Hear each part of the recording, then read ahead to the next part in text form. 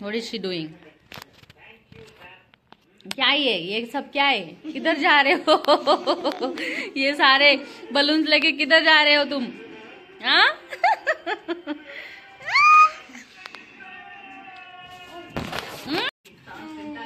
हे बघा, आजचं माझं जेवण आहे बाजरीची भाकरी, बेसन पिठाचा चिला अँड लोणचं. हे आहे स्पृहाचं ताट, हे आहे माझं ताट. काय माहिती. आणि जसं जेव्हापासून मला समजलंय ना की बेसन पिठाची जी भाकरी असते ना, म्हणजे आता लाईक चिला, ते वेट लॉसमध्ये खूप इफेक्टिव्ह असतं. तेव्हापासून मी माझ्या आहारामध्ये खूप इन्क्लूड करते त्याला आणि मी खातेच त्याला.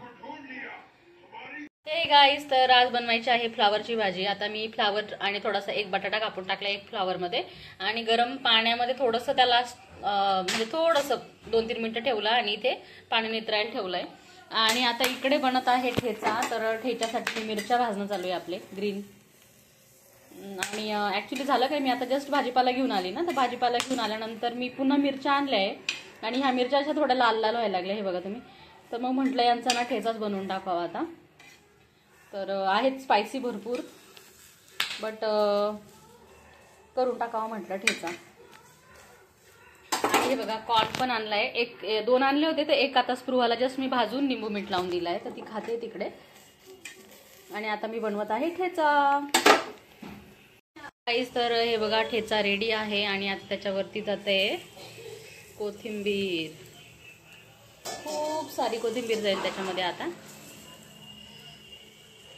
कॅमेरा थोडा हालतोय, प्लीज सॉरी फॉर दॅट. कारण ना मी एका हाताने कॅमेरा पकडते आणि एका हाताने कोथिंबीर पण टाकते ना साईडून, ती चिपकली जरा, त्याच्यामुळे जरा.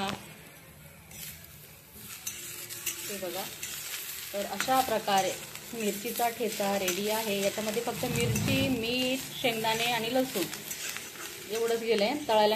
तळायला तेल टाकले आणि आता वरून कोथिंबीर.